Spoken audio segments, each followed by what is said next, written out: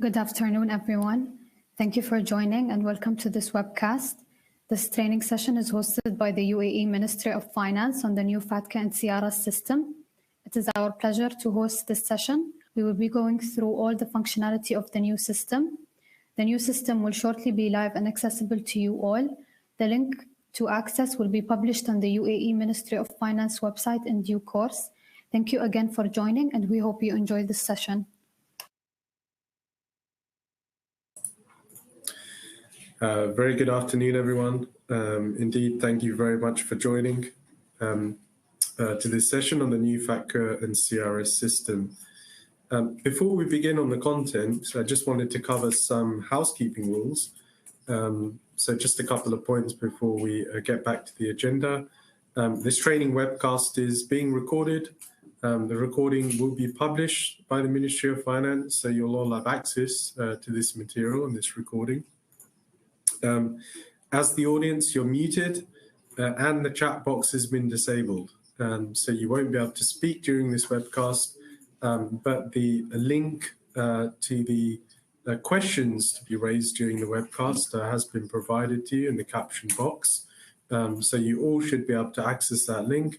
Our suggestion is to share your questions to this webcast through that link. And then the second half of the session, we're going to be going through all your questions, and hopefully we'll get through all of those questions. So please do ask your questions through that link, and we will address those questions towards the end of the session. Any questions we're not able to get through the Q&A at the end, we will be publishing an FAQ document on the Ministry of Finance webpage. So everyone will be able to access those shortly after the session. So just a few housekeeping rules. If you have any audio or video issues, please do try and reconnect, check your audio. Everyone should be able to access the session. We're actively monitoring the audio and video. So if there are any issues with that, we are addressing them as we go along. Okay, if we flick to the agenda for today's session, we've actually got quite a packed agenda. We're hoping to cover around 1 hour 45 minutes.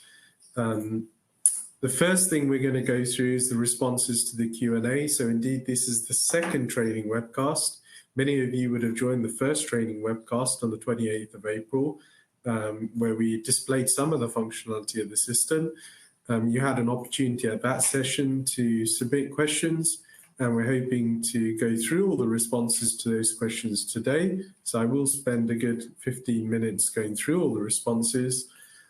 We'll then spend some time going through the detailed overview of the functionality. Expect that to take another 15 to 20 minutes. So we'll walk through the functionality when it comes to logging into the system, actually registering in the system, adding things like users, reporting financial institutions, the make a checker functionality, and then actually making submissions. So we're going to cover all that functionality from a theoretical standpoint. We'll show the screenshots and we'll show some slides.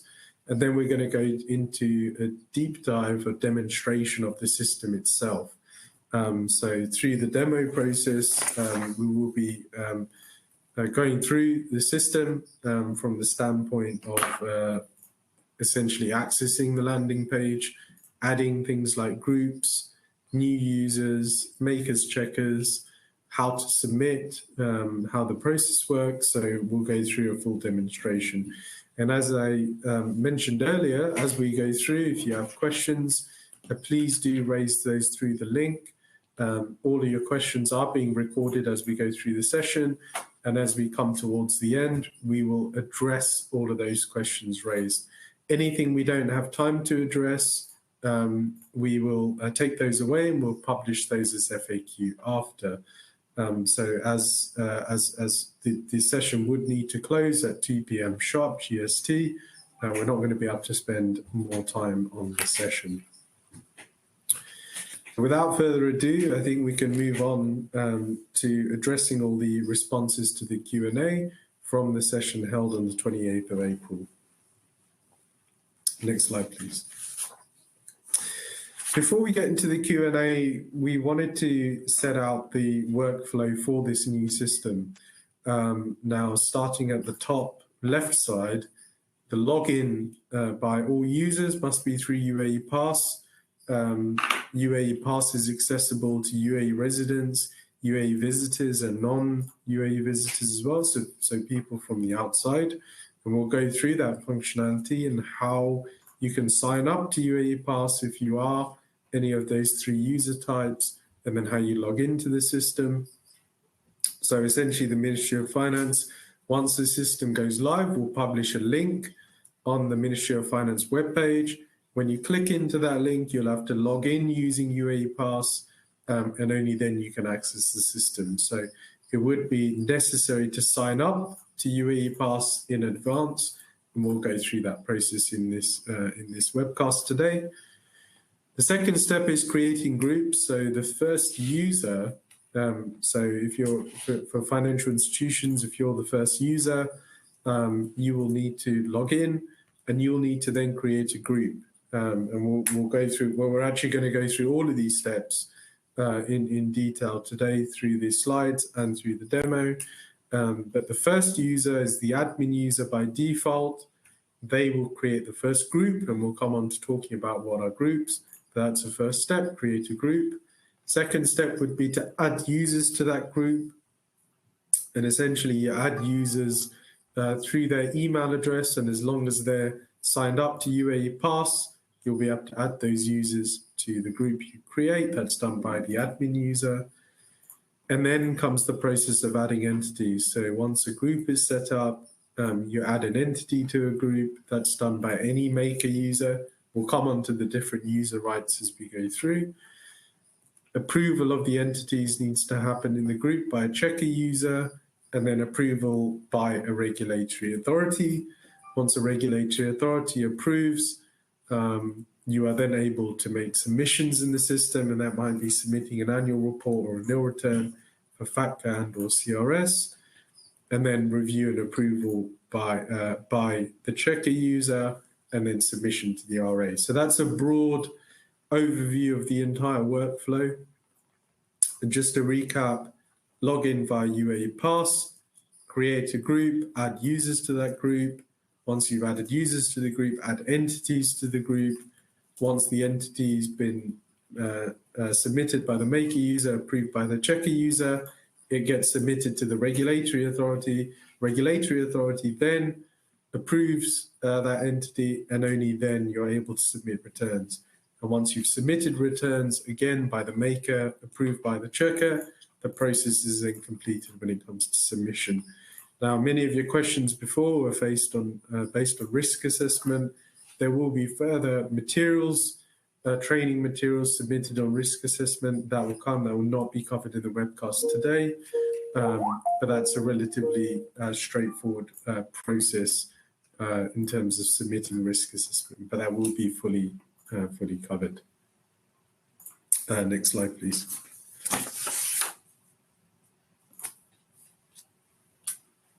Okay, so over the next few slides, I'm going to cover the responses to the Q&A from the session on the 28th of April. So on the 28th of April, thank you very much for everyone who joined. And furthermore, many thanks for submitting all your questions. We've consolidated everyone's questions from that session. And through this part of the webcast, I'm now going to cover the responses. So I'll go question by question, and then we'll cover responses one by one. So, excuse me, starting from the top, these questions all relate to registration. The first question is, I'm a reporting financial institution that registered last year and reported for CY 2021. Can I use our existing login and password from the system last year? So the answer to that is no. This is a new system for calendar year 2022, and all institutions are required to do a fresh registration again through this system and a fresh submission. So you'll need to log in through UAE Pass, and then you'll need to create your users from scratch. So all the users, all the RFIs in your group, if you've got more than one, all the details relating to those RFIs, the GINs for FATCA purposes, the entity classification, any other information related to the entity, all that will need to be inputted into the system again. And the regulatory authority indeed will need to approve that again. So that will need to be a fresh process. There's no carry forward from the old system when it comes to registration and registering RFIs. So if you've done that last year, you've done your submissions last year, you're going to need to do that again through the system for CY 2022. Moving on to the next question. Next question is, am I able to access the FATCA CRS system and register RFIs? So today you're not, because the system is not live. The system will shortly go live. Once the system does go live, you'll receive a communication from the RA, and this will be published on the Ministry of Finance webpage. So we do encourage you to look out for that publication on the Ministry of Finance webpage, where the link to access the system will be. So today the system's not live yet. It will shortly go live, and you will be able to access the system through the FATCA CRS webpage, which is published by the UAE Ministry of Finance. Moving on to the next question is, I do not have a UAE Pass account. Is there an alternative mechanism to register on the system? The answer to that is no. So everyone who will need to do take some actions in the system, including maker, checkers, admins, etc., will need to register with UAE Pass. And you can do this by downloading the app onto your phone and validating OTP and validating your email address through the UAE Pass app. So that's something you're going to have to do in advance of logging into this system. And we will cover a few slides just now on how you can do that. So you will need to do that in advance, and we suggest everyone on this call is registered with the UAE Pass in advance of this system going live. So we do highly encourage that. The UAE Pass webpage and app has kind of provision for support if users are having issues with UAE Pass. Next question is it possible to register on and access the system from outside the UAE? Yes, you can do that by registering as a visitor, and we'll go through that process very shortly. Next question, I'm not sure if I fall into scope as a reporting financial institution. Can Ministry of Finance assist determining my legal entity classification? The answer to that is no. Ministry of Finance does not provide tax or legal advice. You'll have to determine your own status, or you'll have to obtain external support to do so. Ministry of Finance on their webpage have published the regulations applicable in the UAE that covers FATCA and CRS. So you'll be able to access those regulations, the domestic and free zone legislation, and any other guidance notes and support on the Ministry of Finance webpage. You'll need to make that determination yourself. Flick to the next slide, please. Okay, so the next question is, I'm not an RFI, do I still need to register?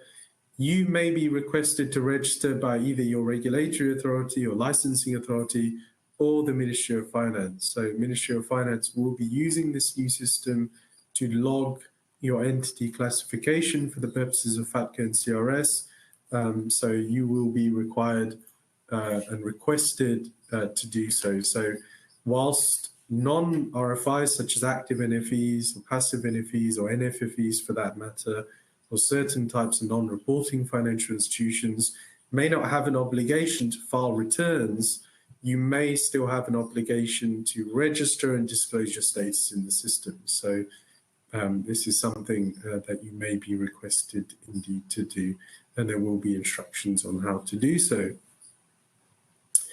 Next question is, what is a group? Do I need to create one if I only have one RFI? Can I register an RFI without a group? So the answer to that is no. Everyone is going to need a group, at least one group.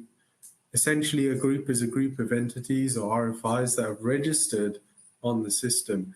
A group may also have only one RFI, but you cannot register an RFI without having a group. So that's why the first step is to create a group. Once you create a group, you can then add RFIs to the group and complete the registration. Now, the concept of groups has been created where some businesses may have the same RFI regulated by more than one regulator. So if you're an RFI, for example, you're regulated by the UAE Central Bank and the DIFC, you cannot register that same RFI under two regulators in the same group. You will need two groups where you will be able to register the same RFI for different regulators. So you use group 1 for the central bank, for example, group 2 for the DIFC. Within the same group, you can have different RFIs for different regulators. That's absolutely fine and completely possible. You can also have the same users throughout different groups, and we'll go through that, the requirements, minimum standards for users. So hopefully that answers that question. Next question is, if I'm an admin user who creates a group and then adds additional users to the group, will the system notify the users that have been added? So yes, they're going to be notified by email. They'll receive email notifications through the system regarding added users to certain groups, and then those emails will contain links where they're able to log in and they'll be able to access the group. So full notifications will go to users who are added to groups. Next slide, please.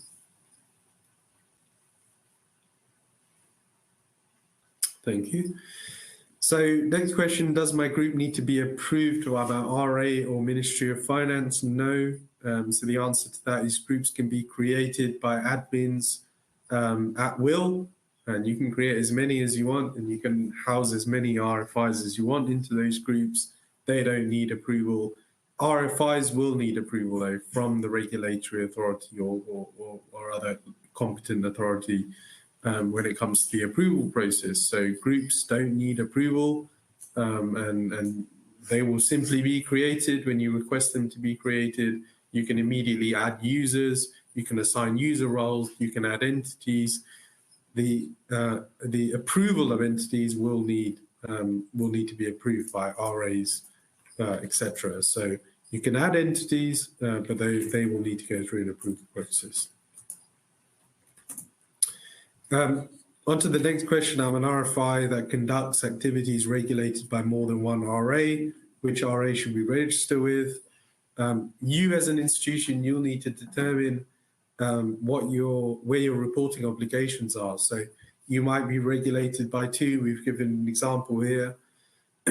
So if you're regulated by the central bank and Securities and Commodities Authorities, two regulators, you may indeed require to report to both of those regulators. So you will need to register with two groups, and you'll need to register with both of those regulators, and the same RFI registered to the separate regulators themselves. Your filing obligations, you'll have to determine what they are and what you need to report to each regulator. But indeed, that will all be possible through the system, and you'll be able to register those within the system. Moving on to the next question, I'm an RFI outside the UAE. Do I need to register? So this system is obviously only for UAE reporting financial institutions. From a FATCA standpoint, that's indicated by a GIN, Global Intermediary Identification Number, which is issued by the IRS. Those GINs that end in .784 indicate that's a UAE institution. This also applies to sponsored entities, so it's only really sponsored entities in the UAE that will be able to register in the system and report. There are obviously exceptions for sponsoring entities under FATCA. You can be a sponsoring entity from any jurisdiction as long as you're sponsoring a UAE sponsored entity. Moving on to the next question, which is actually related to this one. So I'm a sponsoring entity outside of the UAE, sponsoring an entity in the UAE. Yes, of course, you will be able to register. The system will allow you to register and input your data. Next slide, please.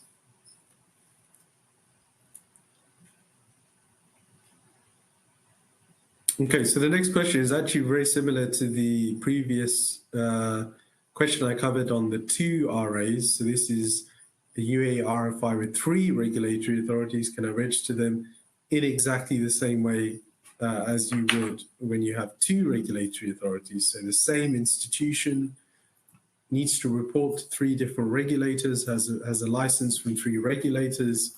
You will need to have 3 separate groups housing each the same RFI but different regulators in each group. So that's fine. And as you add the RFIs, they will go for approval to each of the RAs or the regulatory authorities. So it's indeed entirely possible in the system.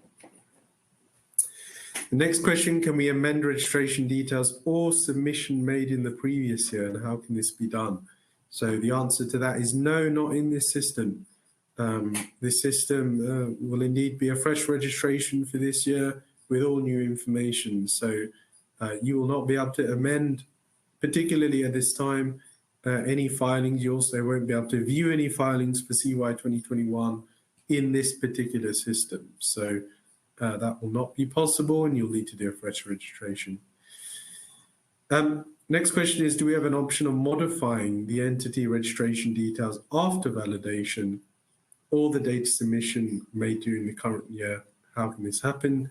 The answer is yes. In the system, once the registration details, even if they've been approved by the regulator, you can submit modifications. The modifications will again be sent to the regulator for approval. With regards to submitting reports, once you've submitted a report, there is an option to retract the report under certain circumstances, which we'll come on to. And then once you've retracted your report, a new one can be submitted. So that's all possible in the system. Next slide, please. Okay, the next question is, who from my organization will have access to register and log on to the system? How do I add more users and assign them different roles? Again, this is completely up to you as an institution. At the bare minimum, you'll need 2 users. And 2 users will be able to access all the groups, as long as you add them under all the groups, and all the RFIs under those groups. So the bare minimum requirement is 2 users. The reason for that is the initial user is the admin. Admin has essentially access as a maker and or a checker. Can't check its own work that it's made, and also can't make certain areas where someone else has made. But at the bare minimum, the first user is always the admin, and then another user can be added. So you may add another maker and checker role.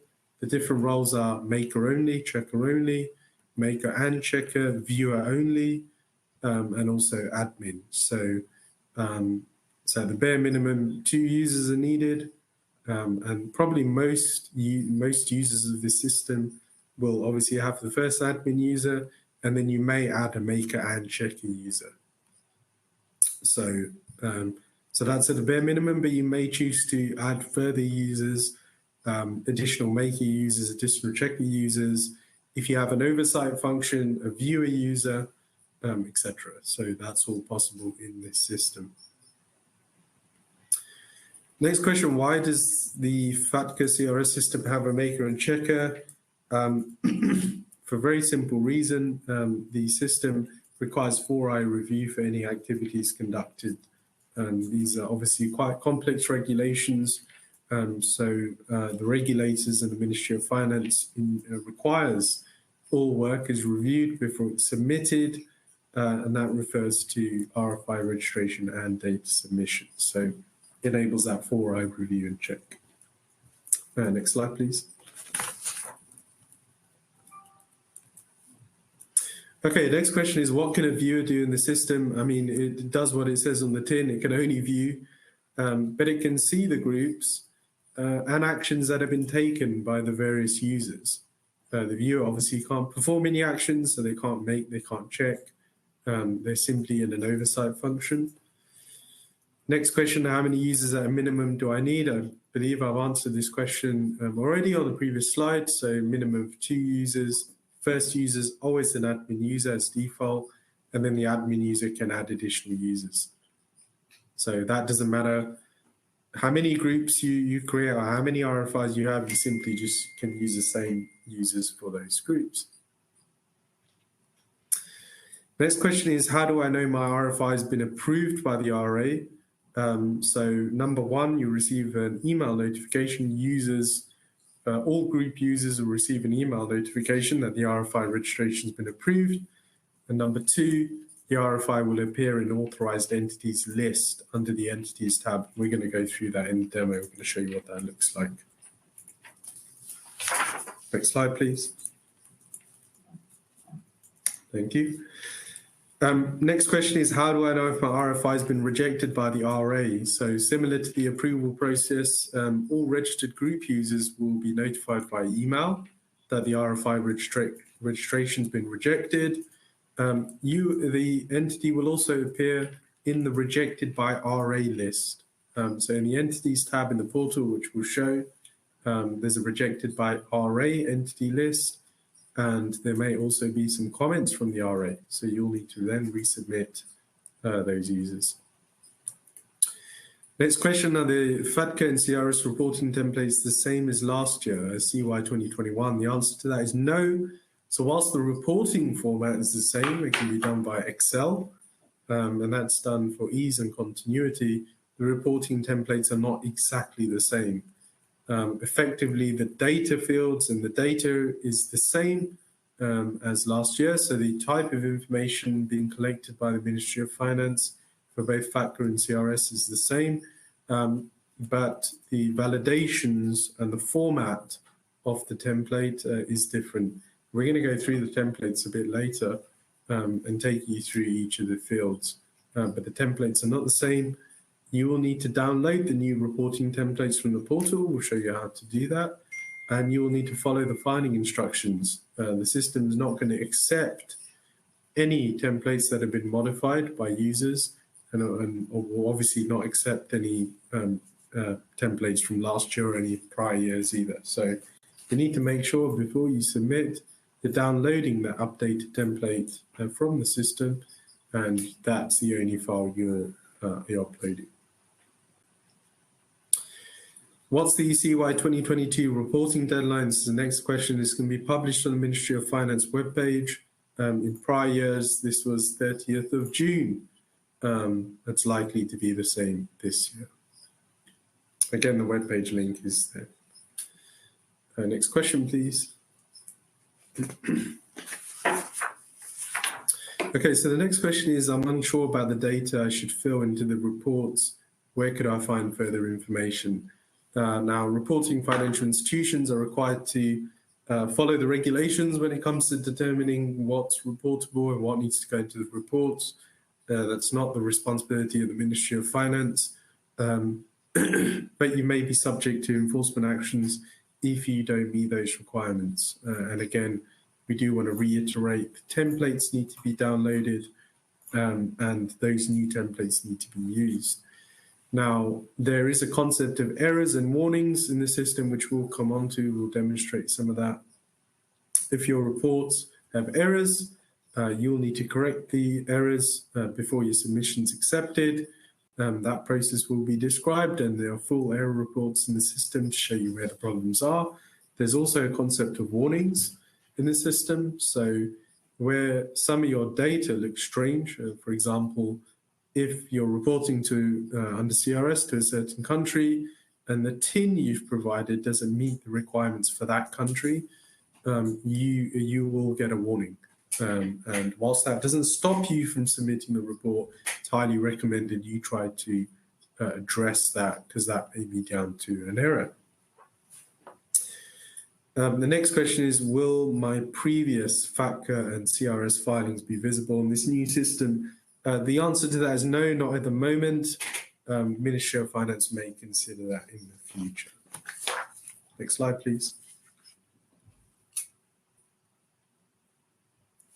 Okay, the next question is, will I be able to resubmit my data if I receive errors or warnings when I upload the file for the first time? So the answer is yes. So maybe we'll break this down into errors and warnings. Number one, for errors, you will not be able to proceed with your filing until you've corrected all the errors.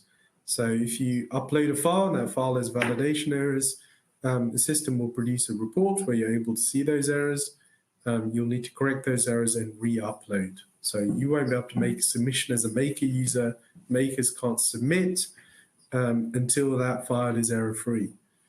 When it comes to warnings, if you only have warnings and no errors, you will be able to proceed. So the maker user will be able to submit that to the checker user. Checker user will be able to submit that and file that in the system. However, it's highly recommended you resolve those before final submission. And again, most of the warnings will be around TINs, so tax identification numbers, and more around the format for those tax identification numbers, depending on the country being reported to. The filing instructions in the filing templates themselves contains extensive information on the validation rules. So you won't need to wait until the error report to check what the rules are. All those rules are contained in the filing instructions, and we'll go through those very shortly. The next question is, can I amend my filing after the maker has uploaded an error-free file and the checker has approved it? So there are essentially two scenarios or two time windows. One is before the stipulated reporting deadline. So assuming that's 30th of June, if you make a submission on the 29th of June, the checker approves it on the 29th of June, you can withdraw that filing on the 29th of June, on the 30th of June, but you will not be able to do so after that stipulated deadline. So on the 1st of July, if you've made that submission, you will not be able to withdraw that on the 1st of July. Furthermore, if you withdraw a filing, the system will treat that from the perspective of you have not made a filing. So if that's been retracted, the system will essentially see that you haven't made a filing. You will need to make that filing again. That filing will need to be checked again and approved in the system. So if you are making any retractions in the system, please be made aware that you will need to resubmit. Next question, will be required to submit a risk assessment again this year? Yes, risk assessments are needed every single year. Once that functionality is available in the system, it's not going to be available when the system goes live. So don't be alarmed if you don't see that in the system. It will be available later. And even if you submitted your reports, you'll need to go into the system and submit the risk assessment. So that will be made aware.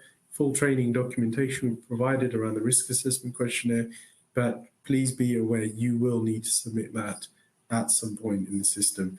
Vinci is working very hard to submit that, make that functionality available. And then the last question we have from the Q&A session on the 28th is in another category, which is basically, can I see what actions other users in my group are taking? So yes, there's a tab called Audit Log, and we'll show you that when we go through the demo. And that displays a full list of all actions that are taken by the various users within a group. And then the audit log information changes as you toggle between groups. So all that information is available, and we'll show that. Okay, so that concludes the questions that were raised on the 28th. So again, thank you very much to everyone for raising those questions on the 28th. We really do appreciate your questions. We found them really useful, and I hope I've done it justice in terms of answering those questions. If anything was not answered sufficiently, please do raise those questions today, again through the link, and we'll get to them at the Q&A session at the end of the demo. Now, I'm going to turn over to this next section. The next section is a detailed overview of functionality. Here we're going to go through theoretically what are the different pieces of functionality in the system, what can and can't you do in the system, before we move on to the actual demo. So without further ado, I'm going to turn over to my colleague, my sister, who's going to take us through the functionality on logging in and UAE Pass. Sister, over to you. Thank you. As mentioned earlier in the Q&A responses, all the users are required to complete a fresh registration on the FATCA CRS system, even if you have registered before for calendar year 2022 reporting purposes. Now, in order to log in into the FATCA CRS system, UAE Pass is required. It's a mandatory that you use UAE Pass for login. UAE Pass is a digital identity app that allows you to authenticate to log in using your mobile app without the use of password.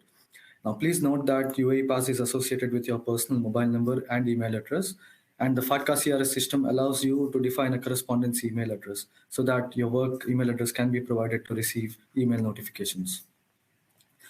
We will now briefly walk you through installing UAE Pass if you have not done already. It's easy and simple. If you are a UAE resident or a citizen, after you download the app, select the language, accept the terms and conditions, click to proceed as a citizen or resident in the initial screen. You will be prompted to scan your Emirates ID. After scanning your Emirates ID, fill in your phone number and email address. Once you validate the OTP received to your mobile number and email address, it's ready to use. If you're not in UAE or if you're a visitor, the process is pretty much the same. You can still sign up as a visitor. After you download the app, click to proceed as a visitor after accepting the terms and conditions and language.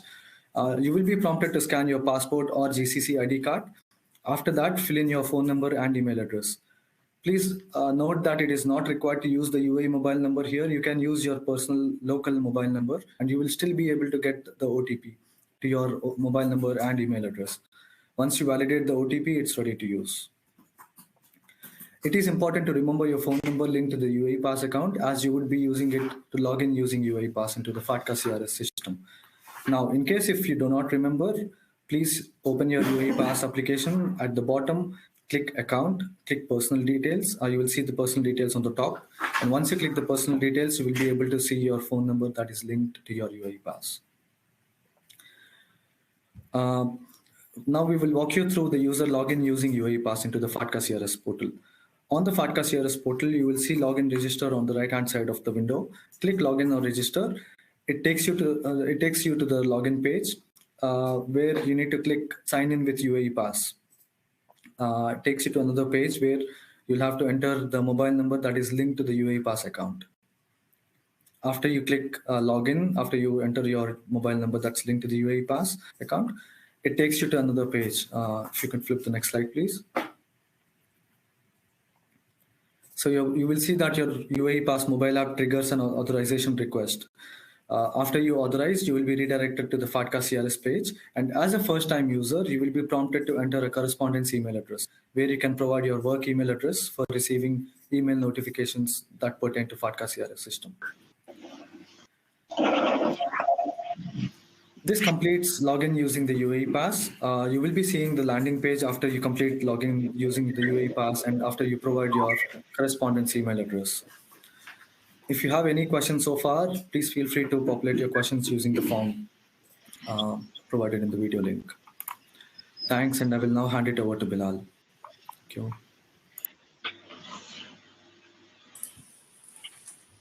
Thanks, sister. So, excuse me. So if there are any questions on UAE Pass, please do raise them. There are also a lot of materials available online through the various government web pages on accessing UAE Pass. But rest assured, UAE Pass can be used by UAE residents, visitors to the UAE, and those outside of the UAE. So if you're not in the UAE, you don't have a telephone number in the UAE, you will still be able to access UAE Pass.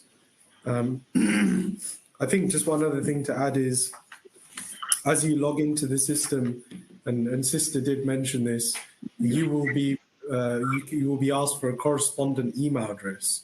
Now, as you sign up for UAE Pass, you may wish to use personal email address. UAE Pass can obviously be used for various government services in the UAE, including paying bills, accessing certain services.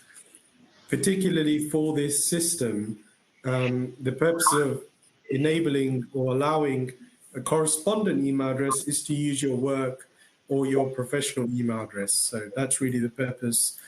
So all communications and all governance in this system, as you're logging in or using UAE Pass, can be linked then to your work email address, your professional email address. So really that's the purpose. Okay, now that we've covered the UAE Pass functionality, I will hand over to Colin and Tim to take us through the slides covering the detailed functionality of the tool. So Colin and Tim, over to you. Thank you for the introduction, Bilal. I'm going to explain in more detail a few features and requirements of the FATCA CRS system. We're going to start with the concept of groups and RFI registration. So a group is an effective way of batching RFIs and allowing the adoption of user rights under the group for its RFI members. RFIs under a group can be regulated by different RAs. They do not have to be the same unless an RFI reports to multiple RAs, in which case they do need to be in separate groups created by the admin user. As a minimum, a group requires an admin user, who is also the creator of the group, and a checker. So I'll now talk about assigning users to groups. So as we heard earlier, the types of users are administrator, who first sets up and administers the group, has the ability to add and remove users, and is also a maker checker. A maker who can enter and upload registrations and submissions. A checker who can check the work submitted by the maker, and a viewer who can just view and not make changes. There is also a maker checker role. However, a maker may not check their own work. As described earlier, please note at least 2 users have to be registered against each RFI. One is the administrator role. I'll now talk about RFI registration by maker user. You will need to register the RFIs for FATCA and or CRS, depending on your organisation's compliance requirements. As we will demonstrate later, you will need to select the type of reports the FI will submit, the classification of your FI, the date you became an FI, the RA that regulates your FI, and if you are reporting for FATCA, the GIN number is mandatory. Please note, however, that the GIN list is published once a month, so you may not immediately see your GIN selectable for the list. I will now hand back to Bilal for the next 2 slides, the first of those on sponsors. Thanks, Tim. So I think just coming on to sponsors, so there are a number of kind of UAE reporting financial institutions that are sponsored entities. So sponsored entities, and by the way, this is a FATCA concept, sponsoring. The concept doesn't exist under the Common Reporting Standard, under the CRS. It is purely a FATCA concept. And it relates to certain institutions called sponsoring entities. They may be RFIs, they may not be RFIs, they may be in the UAE or outside the UAE, sponsoring sponsored entities. So as the IRS terms it, sponsored entities. And this is any entity with a .ss, .sd, .sf, .sb GIN. Now, the system has provision for registering these. The sponsored entities are the reporting financial institutions. They are the UAE reporting financial institutions, and they have a reporting obligation, and it's a sponsoring entity that has that responsibility according to the IRS. So within the system, there'll be provision to register sponsored entities and to provide the details of the sponsoring entity. You'll clearly see that in the registration part of the solution, where you'll be able to input that information. Now, if you're a sponsoring entity and you are also an RFI, you must have another GIN. So the SP GIN is only usable or can only be used in your capacity as a sponsoring entity. If you are also an RFI, UAE RFI, you must have another GIN from the IRS. This might be an LE GIN, an ME GIN, etc. So the system has various checks in the system to avoid that information going into the solution or in the system. And the reason for that is it may expect you to have another GIN. And then if you're a sponsoring entity in the UAE with a CRS reporting obligation and not one for FATCA, for example, you can just register as normal using your trade license number, for example. So, and then all of the approvals essentially follow the sponsored entity. So if the sponsored entity, let's say it's a sponsored fund, is regulated by the ESCA or by the DIFC, it's either the ESCA or DIFC who has to approve that sponsored entity, and that goes through the normal approval channels. So hopefully that's relatively clear, becomes a lot clearer when you're actually in the solution, but that is something to be aware of. If we flick to the next slide, on the non-RFI registration, so I can see some questions have already come through on this. If you are requested, you will need to report your status as active, passive, non-reporting, deemed compliant, etc. Now, if you have a reporting obligation for either FATCA or CRS, you will need to input the status for the other classification. So, for example, if you're a reporting financial institution for CRS, but then you're non-reporting for FATCA, when you're filling out the details in the system, you will need to disclose that data in the system, and that is a requirement. If you're non-reporting for both FATCA and CRS, you may be requested by your licensing or regulatory authority to provide that information. This also applies for things like deemed compliant, registered deemed compliant FFIs who have GINs. You may need to make that disclosure. There's other information you need to disclose at this stage that will be covered through the demo. Tim, Colin, back to you. Thank you, Bilal. RFI registration approval by checker. The maker-checker process is used for RFI registrations, report submissions, and risk assessments. In all cases, the maker submits the data for checker approval, and once the checker has checked the information, the report is sent to the RA for approval. If the checker or the RA do not approve the submission is returned to the maker with comments for addressing. Please also note you will need to resubmit once you have addressed those comments. Regulatory approval and rejection. You cannot send any submissions to the RA until your RFI registration has been approved. The system does not allow for this. An RA will provide a reason for denying approval of a registration. Once a registration is resubmitted, it will pass through the full checker process on its way to the RA for approval. How do I know if the RFI registration has been approved? All users in the group will receive email notifications at various stages through the process, including any approval or rejection. You will also see the RFI appear in the authorised entities list under the Entities tab once approved. RFI data submission by maker. All data submissions will be in Microsoft Excel format, and new templates will be available to download under the Reports tab once the system is live. Please note the templates for this year are different to previous years. You must use the new template. If errors are present in your submission, the system will tell you where the error is and what the error is.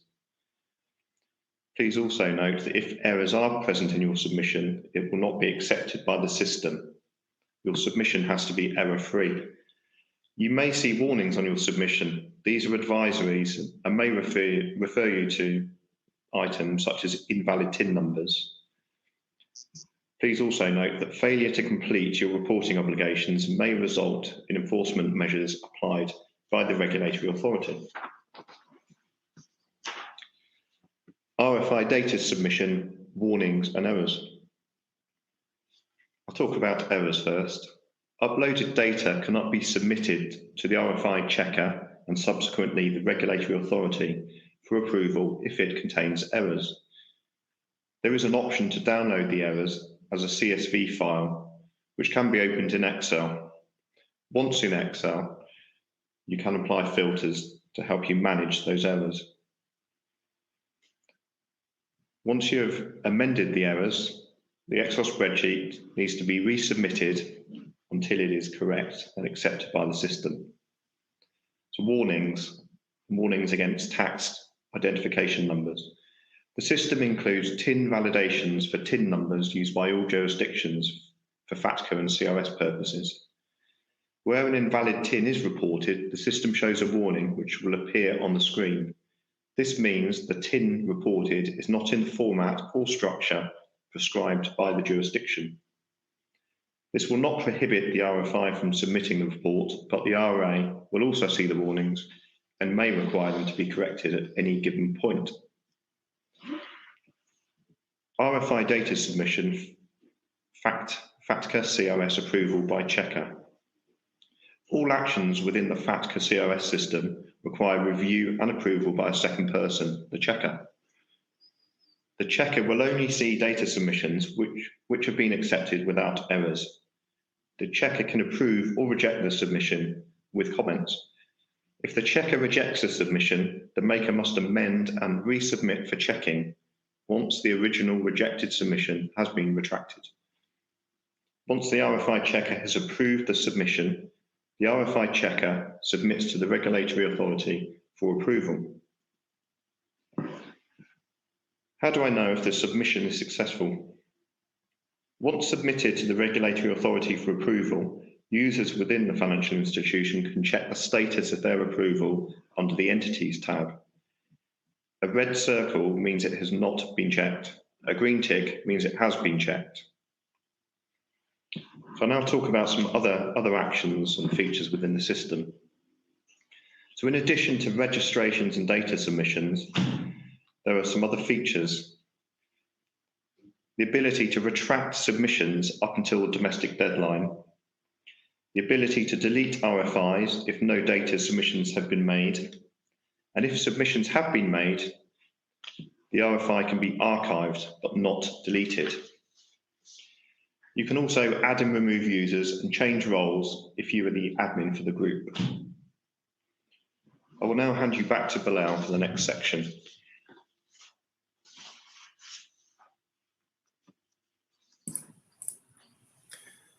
Thank you very much. So that effectively concludes the detailed overview of the functionality. The next step will be going through the demonstration of the system. So we're actually going to spend quite a bit of time on looking at creating groups. We'll add entities. We'll go through the process of submission. And then towards the end of the demo, we'll actually spend some time going through the Excel templates for FATCA and CRS and some of the validation rules contained within those. We will also cover the nil return functionality. And if there's any other functionality you want to see, please do ask a question. If we have time towards the end, we will try and show that. Although that this is a demo we'll show today, there will be training materials and videos published on the Ministry of Finance webpage after, which will indeed cover all the different scenarios you need to know for reporting. So Tim, Colin, back to you for the demo. Thank you. Thank you, Bilal. So as Bilal explained, today we're going to cover the registration of financial entities and the submission of CRS and FATCA returns and some other features. So as explained earlier, the login to the system will utilise UAE Pass. As we also talked about earlier, groups are a really critical part of registration process and actually the first part you will see once you enter the system. So the first element we're going to talk about is how to add a group. An administrator must be designated to carry out the initial setup for a given group of entities. It's one of the first tasks required is adding all of the users and providing them with their roles. When you successfully log in for the first time, your landing page will be the Add Group page, as you will not have anything else set up at this point. If, however, you have previously added a group, the landing page will look like this. To add a group, click Add New Group, then click the group name field and begin typing the name of your group. In this case, ABC Group. The next phase is to start adding additional users and applying their roles. And as explained earlier, the minimum requirement is for 2 roles: an administrator who administers the group and the FIs, and a checker. When a user is added, if they have not registered for FATCA CRS previously, they will be sent an email inviting them to register and log in. If they have already registered, they will be emailed advising them that they have been added to a group. When you add a user, you must assign them a role. As explained earlier, the available roles are administrator, maker, maker checker, checker, and viewer. The function of each role is shown on this page, so please read this information carefully before assigning roles. When you have finished adding all of the details for this group, click Save and you will be returned to the main page. The group that you have added will be listed on the left-hand side of the main page. And if you wish to add any more groups, simply click Add New Group. Once you have set up a group, if you want to manage it, ensure the group you wish to edit is highlighted in the list. Then click on Setting and it will show you the information page for the group. And here you can make several changes. You can change the name of the group, or you can add or remove users. So for example, deleting a user that has left or changing someone's permission level from maker to checker. We will show you the removing and adding of users.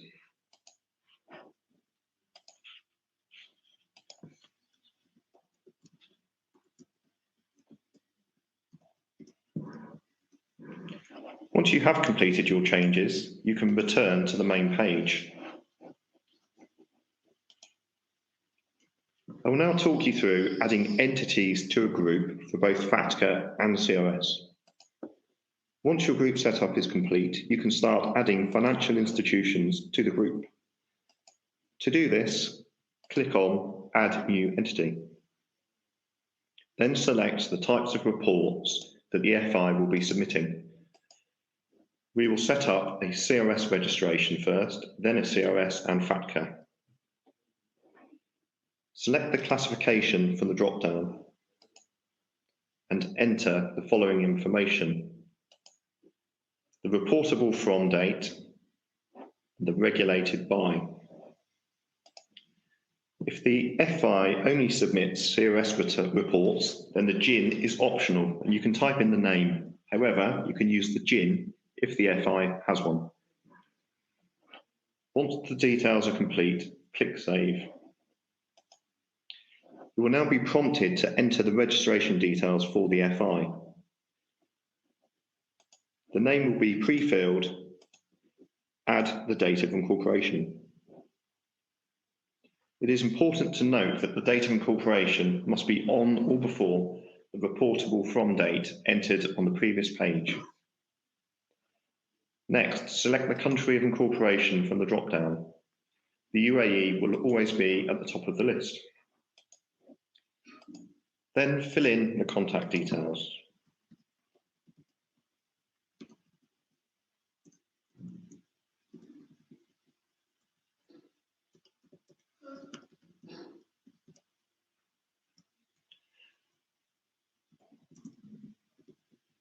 Select the licensing authority from the drop-down list and enter the trade license number. You will also need to attach copies of your trade license and regulatory license. The trade license is mandatory and the regulatory license is mandatory if you are regulated. Other documents are optional. To add a document, select Browse, and this will allow you to navigate to documents saved on your computer or network. Please note they must be a PDF or JPEG and be no larger than 20 megabytes. Click Save Registration in order to commit the details. The FATCA CRS system will inform you if there is any missing information that still needs to be completed. When you have completed all of the information, you can click on the checkbox and press Submit for Checking button. We will now set up an RFI registration with both CRS and FATCA obligations. Select the classification for both from the drop-down. Enter the following information: the reportable from date, the regulated by date. The FATCA is now mandatory, and there is a search for the GIN. Please note, date entered is now the IRS registration date. Once the details are complete, click Save. Colin will now complete the rest of the form, which is the same as a CRS-only registration.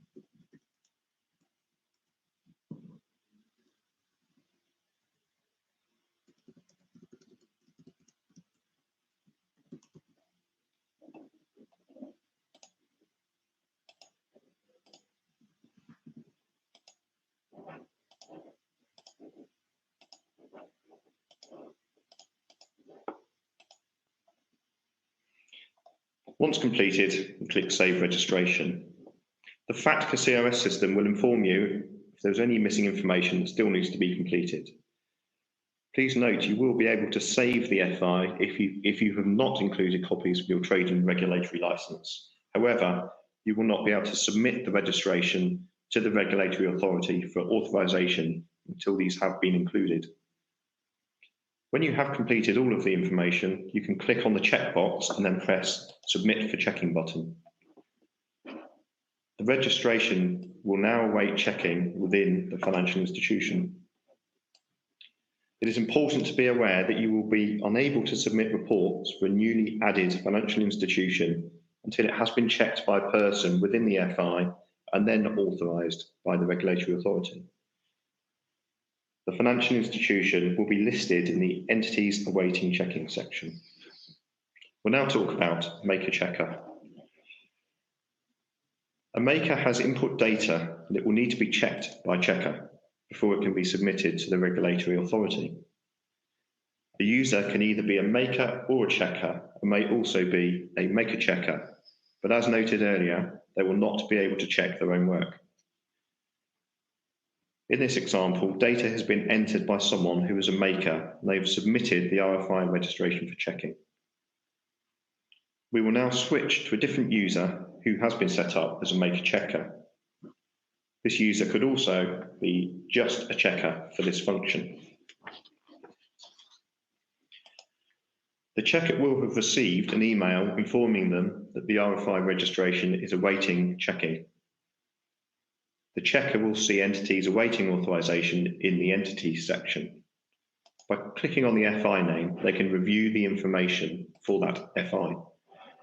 If they wish, they can press the Send Back to Maker button, and they must type in a reason. The registration will be returned to the maker with an email notification, and the reason will also appear on screen. If they are happy with the application, they press the Complete Checking button. There is also an audit log available, which shows the actions that have taken place, who carried out the actions, and when they were undertaken. RFI registrations can also be retracted if required.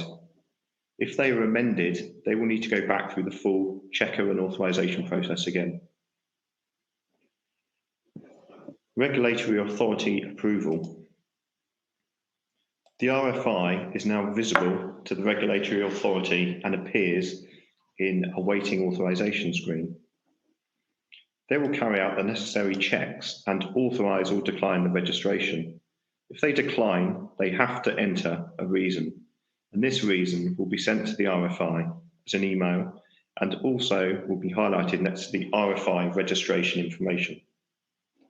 A maker will then have to correct the registration form, provide further information, or provide a new registration.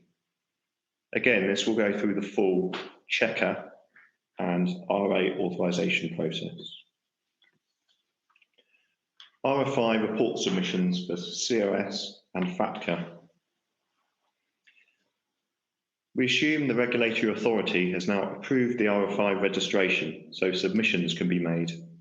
If the RA has rejected the registration, that part of the process will need to be completed and authorised before any submissions can take place for that RFI.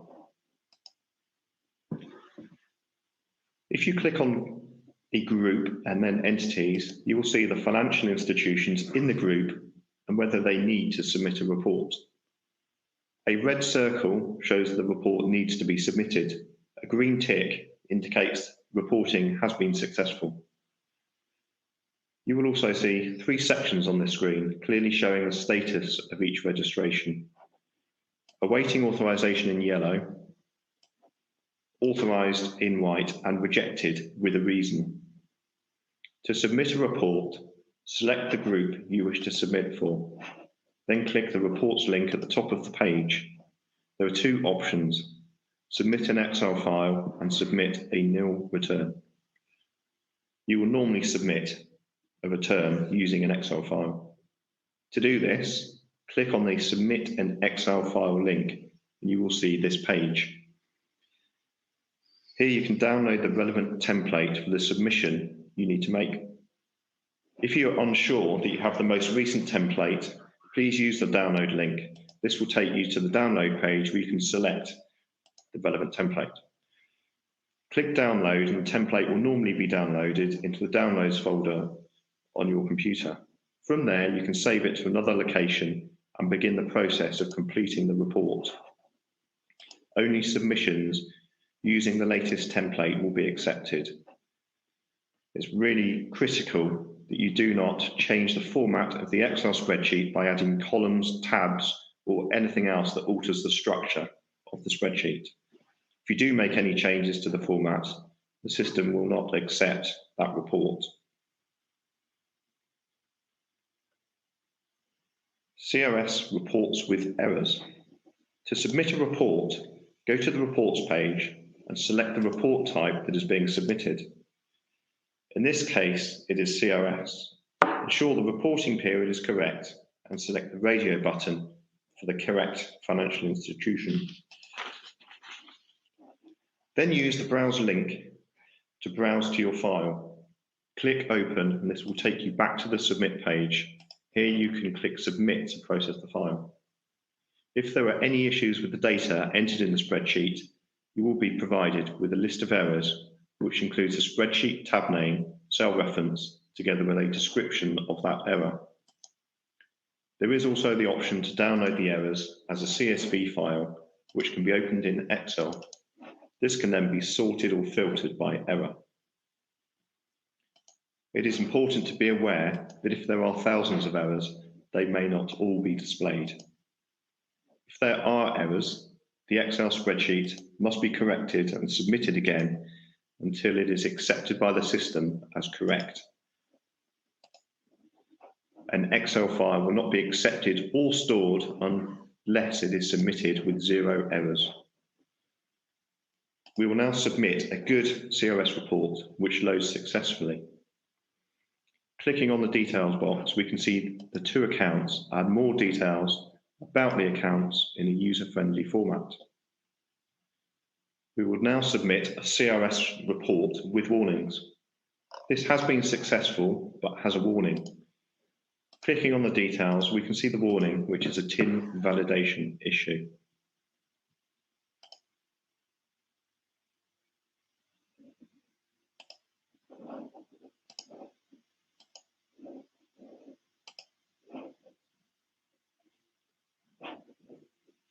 There is also a method of just showing the warnings if you have a very large file.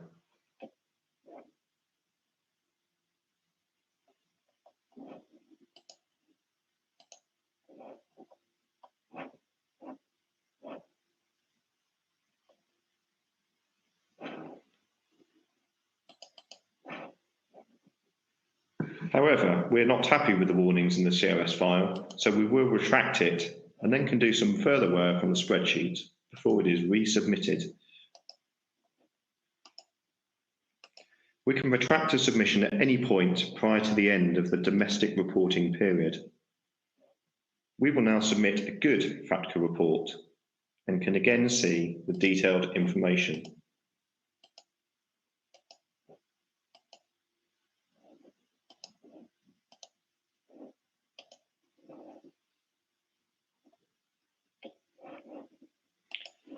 We will now switch to the checker user to check the files. The checker will have received an email saying they need to check the submissions, and they will appear in blue on the screen. Once a file has been successfully submitted, it will need to be checked by a checker before it is sent to the relevant regulatory authority. Nil returns. If you have a nil return to submit, you can select Submit Nil Returns.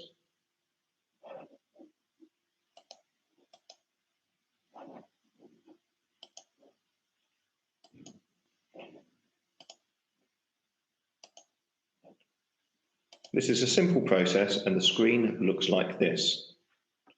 Select the financial institution you wish to make the nil return for. If you wish to make a nil return for an FI where a report has already been successfully submitted, you need to retract that report first. You will be asked to agree to the confirmation by clicking the checkbox. To finish, click Submit, and again, the return will need to go through the full checker process. There are some rules for retracting a submission and making changes. A nil return may be replaced by an Excel return. An Excel return can only be replaced by a nil return if the Excel return is retracted. Reports may be retracted at any time until the domestic deadline date. So how do you know if you have met your obligations? You will see the report turns white once it has been successfully submitted and checked. Another way of checking the submission has been successful is checking for the green tick which appears against the financial institution within the group. Hovering over the row also shows you this information. Where do I get support? There is a support help desk hosted by the Ministry of Finance. Information around this support help desk will be provided before the go live date. Once the system is live, comprehensive user guides, documentation and videos will be available in the documentation menu on the website. We thank you for your attention and wish to note that there will be further presentations specifically on the RFI risk self-assessment in a few weeks' time. So on that note, we'll hand you back to Bilal for a deep dive into the CRS and FATCA Excel spreadsheets. Thanks very much. So we were actually just looking through some of the questions that have been submitted. I have to admit there are a lot of questions, so we're going to try and get to all of them. But quite a few of them are on the templates themselves, and whether these differ to the prior year. So I just wanted to probably say up front, so these are not exactly the same as the prior year templates. But the data or the data fields within them are essentially the same. So, so the data being collected by the ministry is in line with the schema, and there may be one or two additional fields last year, such as the account opening date. That's the same this year. The format and the layout of the templates is different, and some of the validation rules have been updated. So there is increased validation in this template in comparison to last year. Now, when you first open the templates, what we got on the screen now is the CRS reporting template. The FATCA reporting template effectively looks the same. What you'll see is essentially 5 different tabs. The first tab, or the index, has some instructions. which is quite basic when it comes to what's the account tab, what's the controlling person tab. Not to make any changes to the template. We do have to reiterate that again and again, because last year people did make changes to the templates and it caused issues when they're trying to upload these templates. So we do want to reiterate, do not make changes to these templates. Please just upload your data. The accounts tab, so this is where the account details need to be uploaded. So this is the information relating to your reportable accounts, excluding the controlling persons. Controlling persons, there's a separate tab. And Tim, if we just flick to controlling persons, that's got the pedigree details for controlling persons. Filing instructions, which we'll spend time on just now. So we're going to spend time on the filing instructions. We'll go through those. And the countries. So these are just the ISO codes for each of the jurisdictions. Focusing on the filing instructions. Now, filing instructions tab effectively covers each of the data fields in both the accounts tab and the controlling person tab. So the first part of the filing instructions covers accounts. And if you scroll down in filing instructions, that then covers the controlling persons, what's in the controlling persons tab, and effectively each section field, so that's columns C and D, cover the data fields or the data collection points, which correspond to the accounts controlling person tabs. Column F, M or O, mandatory or optional. Column G, data types, so whether these are strings or dates or booleans, etc., true or false. Column H, which cover the values. So what are the expected values in these? So that for a boolean, that might be true or false.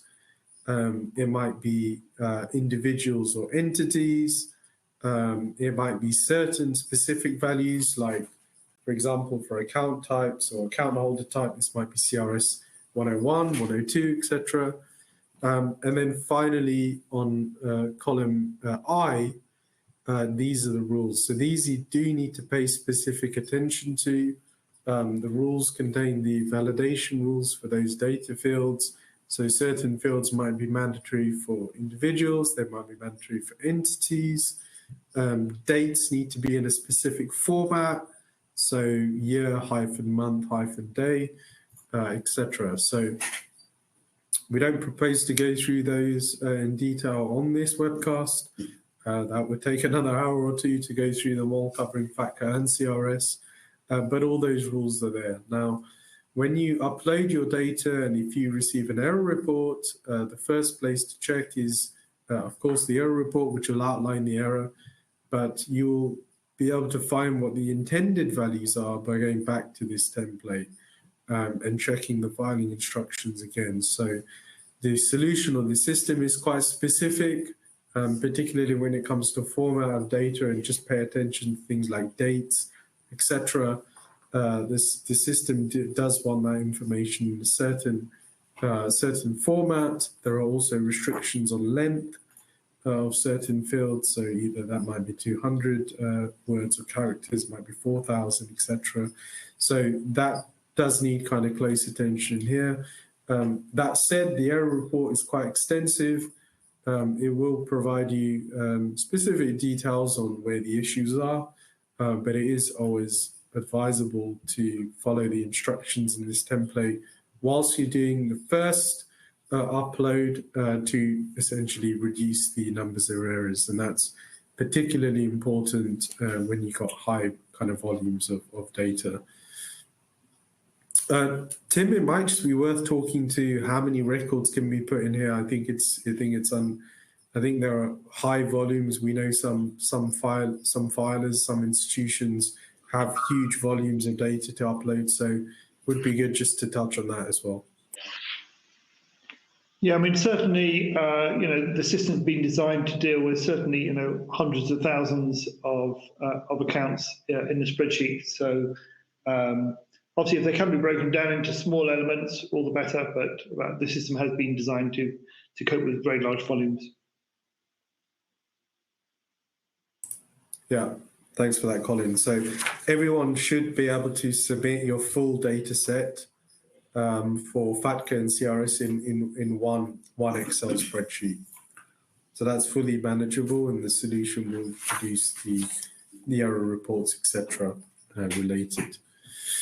I'm not going to spend time going through the FATCA spreadsheet. It's effectively the same in terms of the data and the information. That's all possible. Oh, and Colin, is there any restriction on the file size, the file upload size? There is, but I'll have to put on the FAQ what it is. Okay. Okay, fine. There is. It's quite large. I think it's quite large. So the ministries run tests with large, kind of 200, 300,000 rows of data, and that's fully kind of consumable by the system. It will say in the portal what the file size is. Restriction is, but that has been kind of tested and validated for extremely large file sizes. So everyone should be able to upload your data into this system. Okay, so that concludes the demo and going through the templates themselves. Colin, was there anything else to demonstrate from your side before we just go into the Q&A? No, that's all from us. Thank you. Okay, very good. So I'm going to kick off the Q&A now. We've got about 40 minutes to get through. I have to admit, we've had a huge number of questions, and they're still coming through. So thanks very much to everyone for sending those through. We're going to try and get through all of them. I'm going to go in order of those being raised. There are a number of kind of duplicates that I've removed. So we will answer those once and we'll move on. I will just say up front, there are a lot of questions about whether this session will be published, whether these materials will be available. The answer to that is yes, be published on the Ministry of Finance website. So I will say that again and reiterate that message again. The materials for the 28th of April will be published as well. So they will be available to everyone. And yes, user documentation guides, etc., and any recorded additional training sessions that Ministry feels are needed will be published on the Ministry of Finance webpage. So rest assured, all that detail will be available. There have been some requests for the Ministry to send this information to certain email addresses. The Ministry will not do that. You will need to access this information on the Ministry of Finance webpage. If you are regulated by the regulators will receive a notification when those materials are available. So indeed, your regulator may notify you that the details are available. By the time the system goes live, these materials will be published and will be available. So I just wanted to say that up front. I think that might knock out about 20 questions that have been raised, because appreciating not everyone probably joined at the beginning when we kicked off, so they might have missed that. Okay, without further ado, I'm going to start now going through some of the questions. So that will be answered by myself, Sisti, you heard from earlier, just on UAE Pass, and also Colin and Tim. So I'm going to kick off with the first question. Is it mandatory to register on the portal if we don't fall under the reporting, I assume, category or classification? As I covered this earlier, if you're reporting financial institution for FATCA and or CRS, yes, it is mandatory to register. You must register and you must report. That's monitored by regulatory authorities. It's monitored heavily by Ministry of Finance. So failure to register and report will result in enforcement actions. You do need to take that action. You need to make sure you've filled your obligation. If you don't fall under reporting financial institution category, you may need to register and disclose your status if you are instructed to by the Ministry of Finance or licensing or regulatory body. So So thanks very much for that question.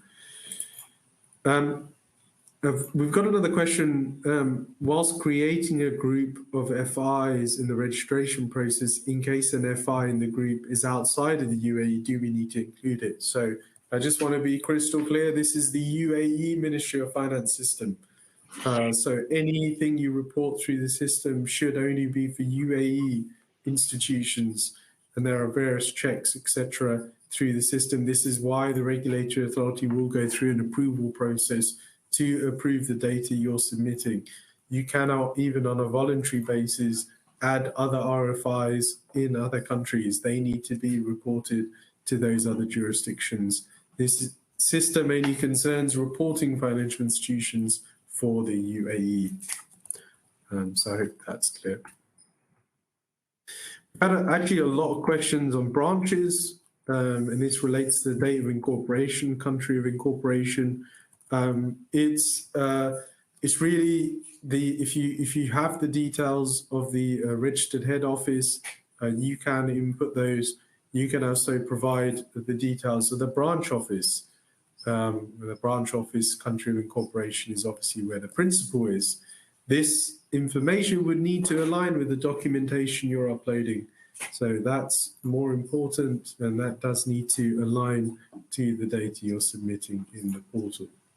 So, of course, date of incorporation, country of incorporation is for the principal for branches, and that would need to align with the documentation so the regulatory authority or the ministry can validate that data when doing your approval.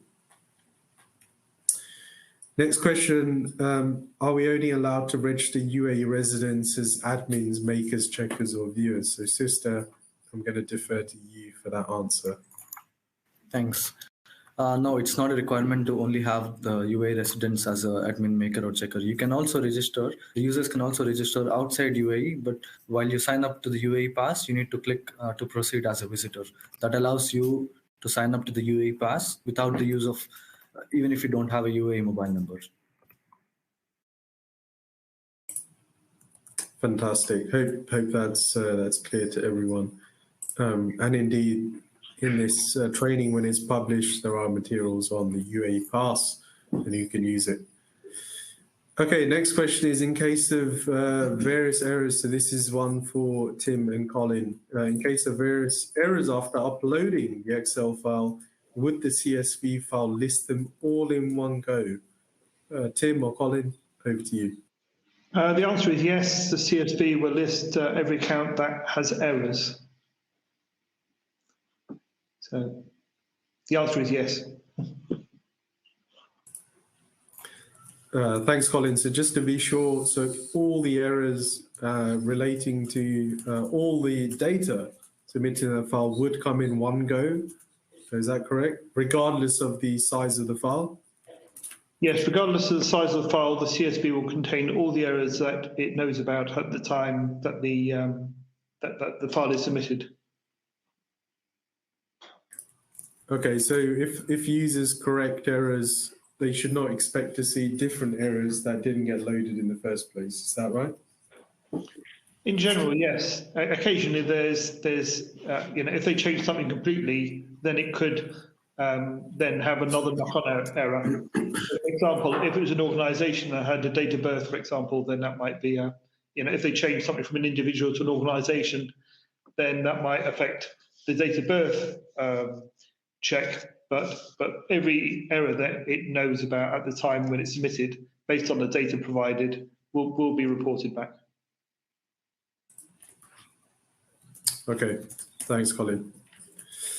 Okay, the next question is, could you confirm if we can receive the reportable jurisdiction list? So just to clarify for everyone, the reportable jurisdiction list for CRS, so this is for the purpose of the Common Reporting Standard, is every jurisdiction other than the UAE and the US.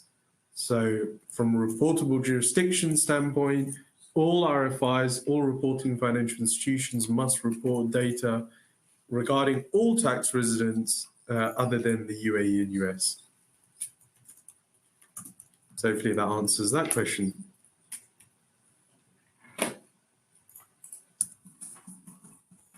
Okay, I'm going to skip the next one. The recording will be published. Again, that's another duplicate.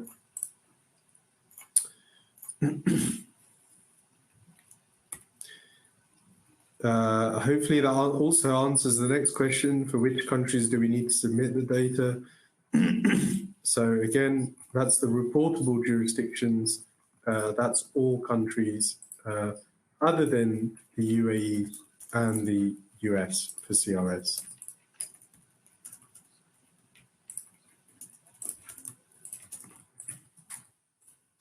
Okay, there's another question now. For countries that do not issue a TIN, do we just submit the rest of the information if no TIN is provided? So that's fine. I mean, so there's two things. One, the OECD has published various TIN data, and you may or may not have collected TIN information from your RFI. You'll need to assess that in line with the regulations. And number two, the template will make it clear if there is anything to input in lieu of a TIN. So please do refer to the template filing instructions that actually is applicable for both FATCA and CRS. Next question is, Sister, I'm going to turn to you on this. This question is, UAE Pass should be for individuals or entities. Because UAE Pass is individual specific, not group specific, I think this particular person who's asked this question probably needs clarity on UAE Pass being individual or entity, and then maybe a relation to the RFI would be good. Sure, thanks.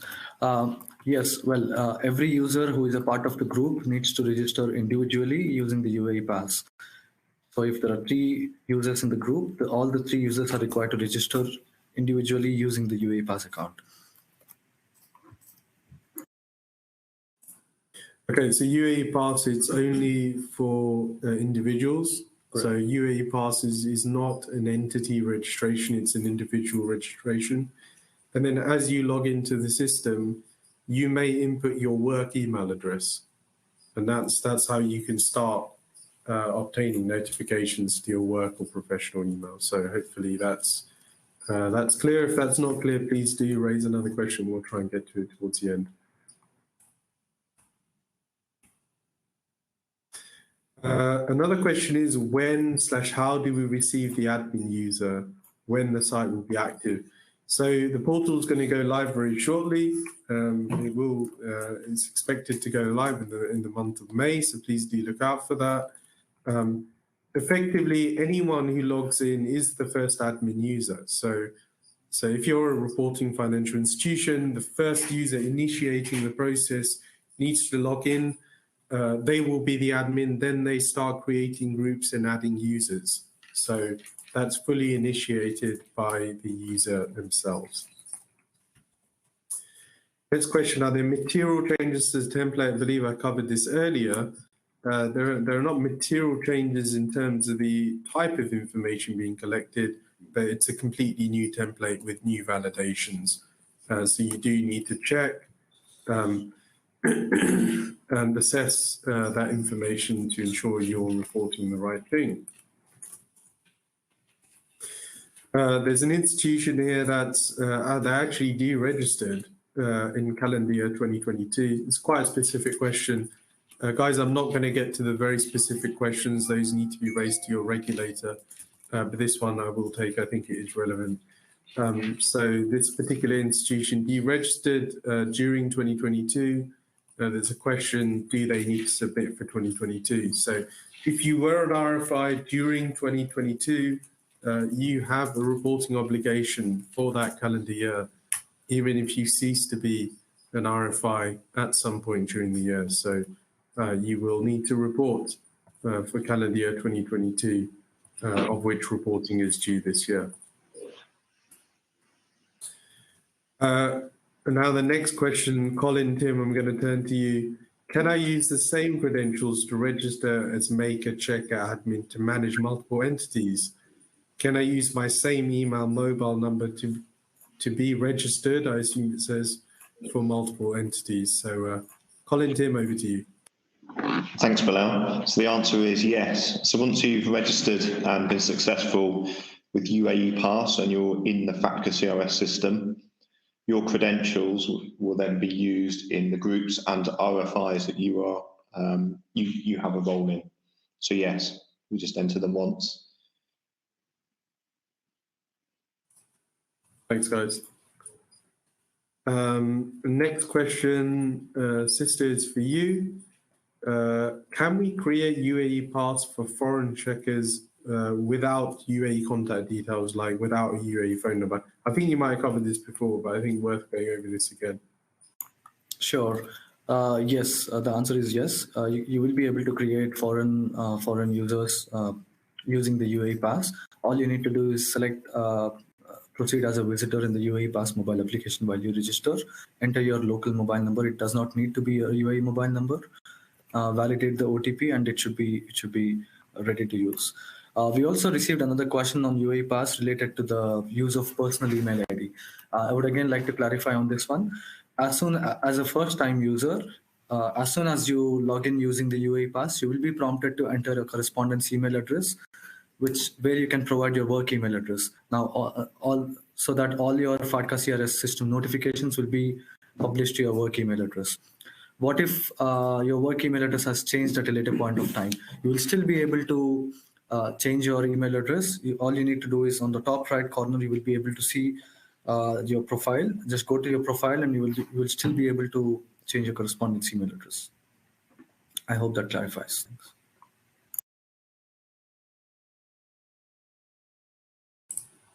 Thanks, Sister, and thanks to the user for asking that question. I'm going to try and speed up through these, so anything which is a duplicate, we are going to skip. The got question is a self-classification annual process. So you need to, so there's a couple of things. So your legal entity classification, you need to ensure that's up to date. And if you need to revisit that, you should be revisiting that on a periodic basis. Submission of data is an annual process, and so is risk assessment. So yeah, so those are annual requirements, and they will need to be fulfilled in the system. There are questions around the go live date. So the go live date will be announced shortly. The system will be going live shortly, and with that, the reporting deadline will also be announced. It's likely the reporting timeline will remain to be the 30th of June 2023. That will be officially communicated by the Ministry of Finance, but that's what it's looking like now, as the Ministry has obligations to exchange data, which need to be met.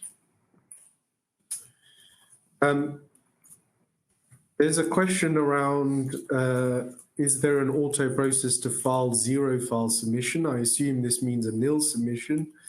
Nil submission will be done through a tick box or a checkbox. I believe that was demonstrated earlier, but if that's not clear or still not clear, please do raise a question.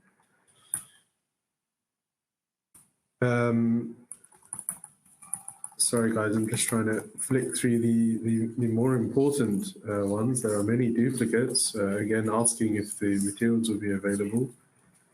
I did have a question here. Does the maker and checker need to submit nil returns for FATCA, or can the admin do it? So the admin can be a maker or can be a checker. I think that's the first point to note. But then the second point to note is the nil return must go through the making and checking process. So that is a 4I review and must be followed for the nil return. So people do have to be aware of that. Hopefully that answers your question. There's a question here on support. I think Colin and Tim, you may have answered that before, but worth reiterating. Any support, I believe that's all going to be available on the Ministry of Finance webpage when the system goes live. Is that right? That's correct. And there will be a process whereby level 2 and level 3 support can be instigated if the issue can't be resolved at initial Ministry of Finance level 1. That's correct, yes. Okay, thanks, Tim. Sister, question for you on UAE Pass. Does this create issues where people leave the RFI? How do users deal with that? Yes, the new user or the replacing user needs to again do a fresh registration and needs to be approved by the admin when these scenarios occur. Again, the login needs to be happening through the UAE Pass again.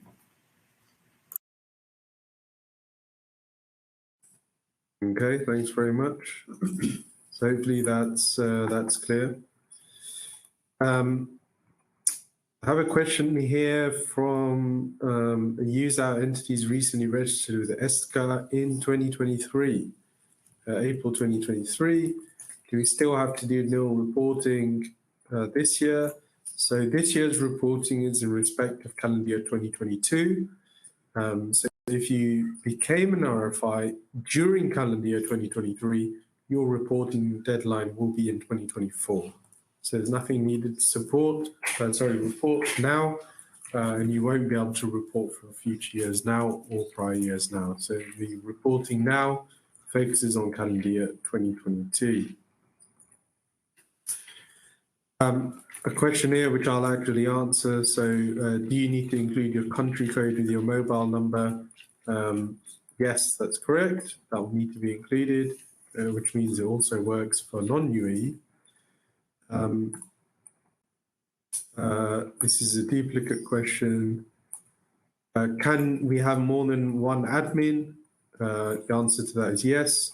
Can the admin be a maker or a checker? We've also answered that. The answer to that is yes.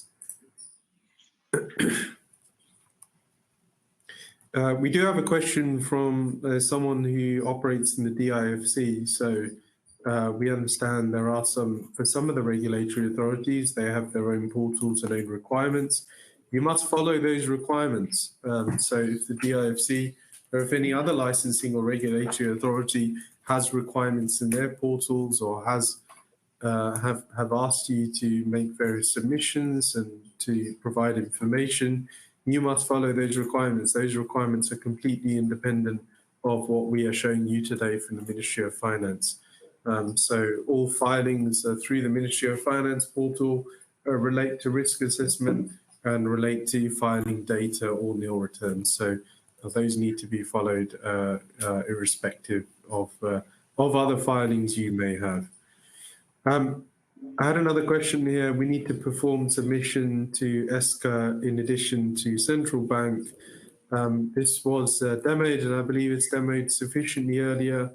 If that's not clear, please let me know. But effectively, again, this is two groups. If it's the same RFI with two regulators, you just open two groups, register the RFI in each group, one for central bank, one for FATCA, submit.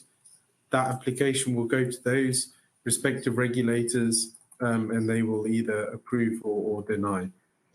So that's how that's going to work. I have a question here regarding entities in the UAE, which are sponsored by entities outside of the UAE. So that was covered earlier. That indeed will work. So wherever those sponsored, so the sponsored entities in the UAE, if the sponsoring entities are outside of the UAE, you will be able to register that in the system.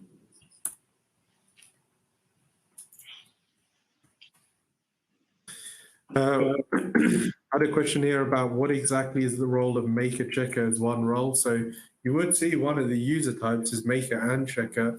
Effectively, that user type, if that user type makes, they cannot check.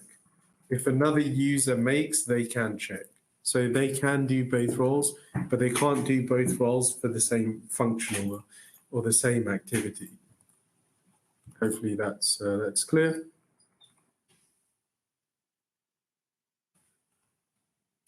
There's a question here. I'm unsure of when the FI was registered with the IRS. Is there a register where I can find these details? Yes. So if you log into your IRS FATCA login, you can find that information. That is covered. That is covered there. Another question: can we add both Can we add one in both. I think this question relates to, can you register for CRS and FATCA together? The answer is yes.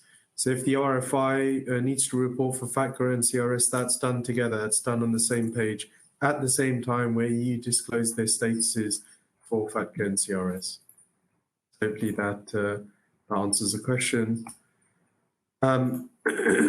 Excuse me. For a nil return filing, do you need to upload a spreadsheet? The answer is no. That's through a checkbox. So I believe that's been sufficiently covered. If not, please do ask that question again.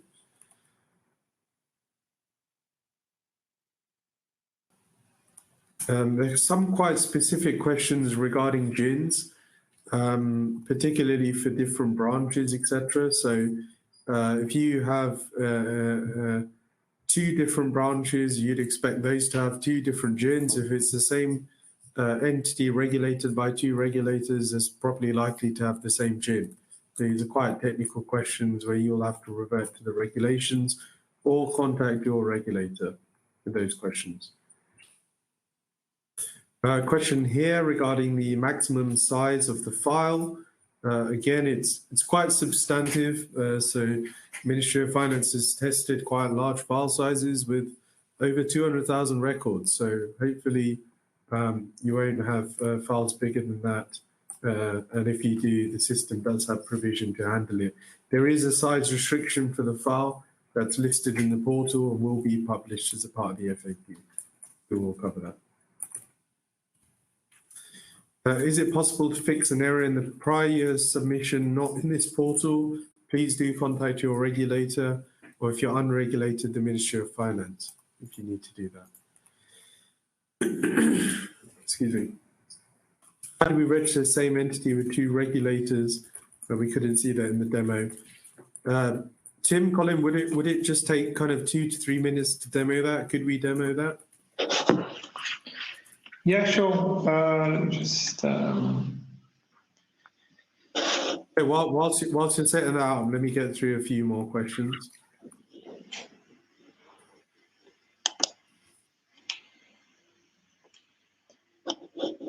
So, what was it? Regulated by two? Yeah.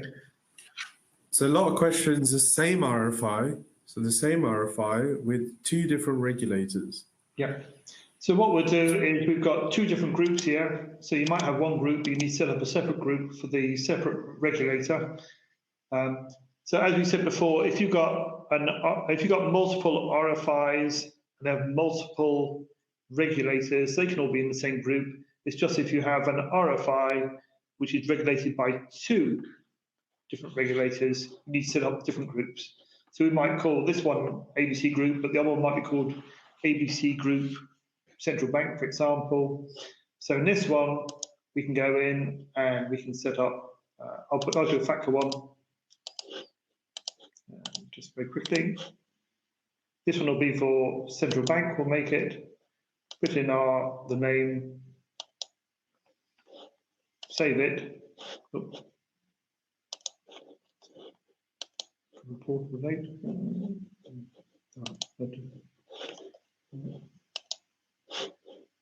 I've already got one in there, so that's why.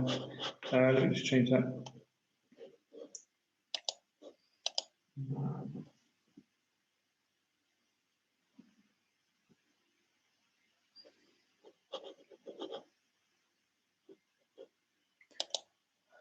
Yep. Take a bit of time to fill in all the information.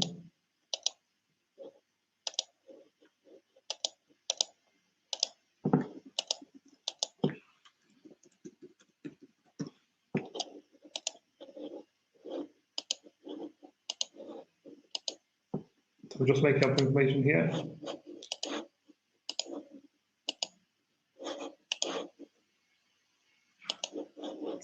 So that's for a company called,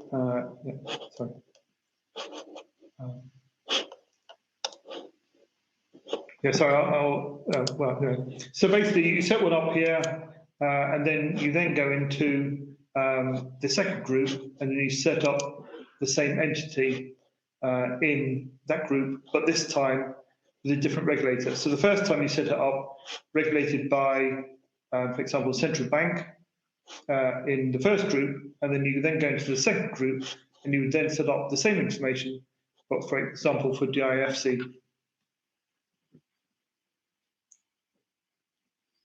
What I can do is I can put frequently asked questions, but I'll put a whole walkthrough on that as a separate item, so that we'll do a specific topic, just covering a single RFI with multiple regulators, and we'll do a whole walkthrough specific to that case to answer this question.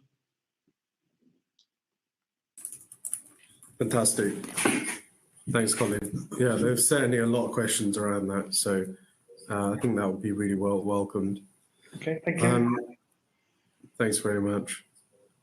Sister, I'm going to hand a question to you. So I think this has been covered, but the user is effectively saying, I already have a UAE Pass using my personal email, for which I use for personal transactions. I mean, this is going to be the case. I do the same.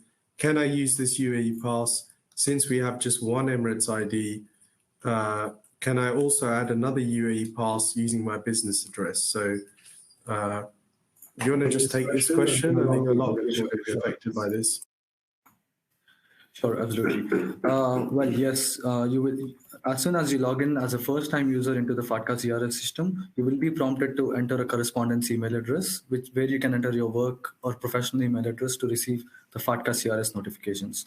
So while your UAE Pass is originally linked to your personal email address and mobile number, you will still be asked to provide a correspondence email address for receiving email notifications. We also see another question on the UAE Pass. If the UAE Pass is mandatory, what if the officers move to another company? How can one access the system? Well, yes, the new user will need to sign up and log in using the UAE Pass, and this will need to be added by the admin. The admin will also need to remove the old user who have moved out.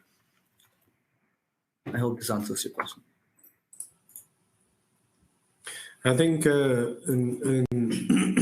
just to be crystal clear, so if you have UAE Pass using your personal email, that's the one you need to use when logging in, because you can only register for one UAE Pass, as rightly said, because you got one Emirates ID. You can't sign up for another UAE Pass because that will need an Emirates ID also to validate. So you should use your personal UAE Pass. When you log into the system will prompt you and ask you for another email address. That's optional, but that's where you may put in your work or professional email address or any other email address that's then used for all the correspondences in this system. So, so that's the answer on UAE Pass.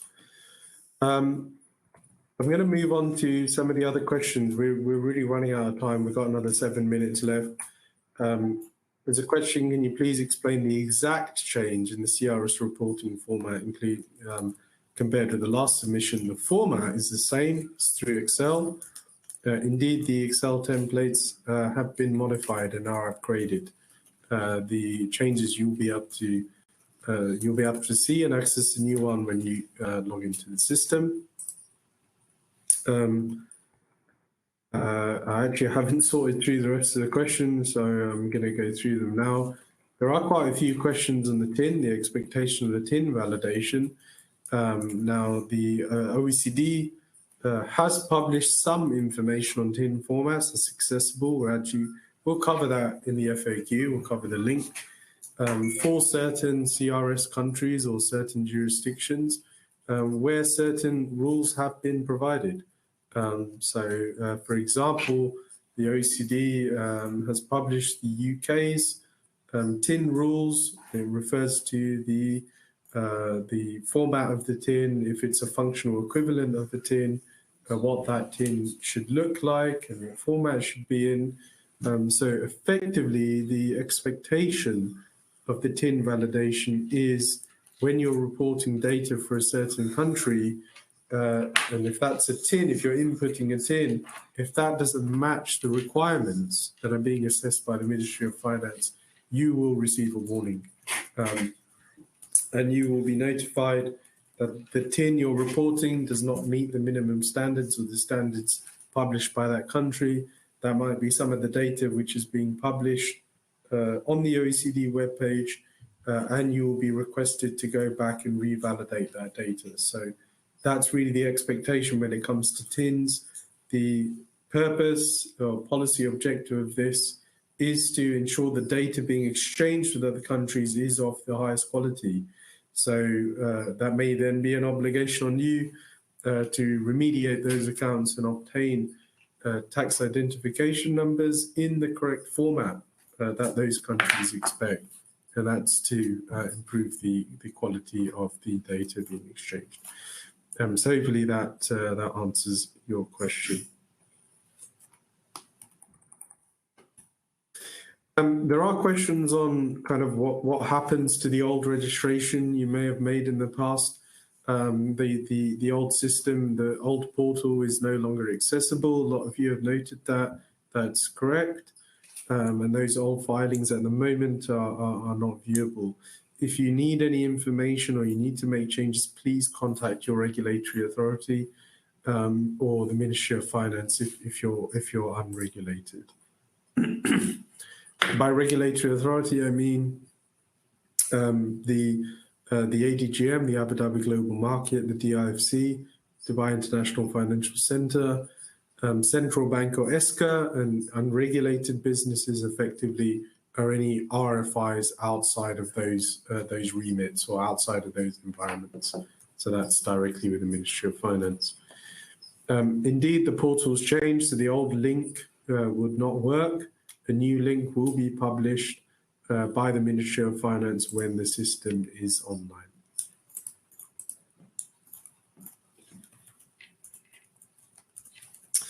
Okay, there's actually some now follow-up questions regarding reportable countries. The question is, with regards to reportable countries, I believe you mean the CRS participating countries, around 107 countries. No, that's not correct. When I refer to reportable jurisdictions, I refer to all reportable jurisdictions. That includes participating jurisdictions and those countries who are not a part of the CRS.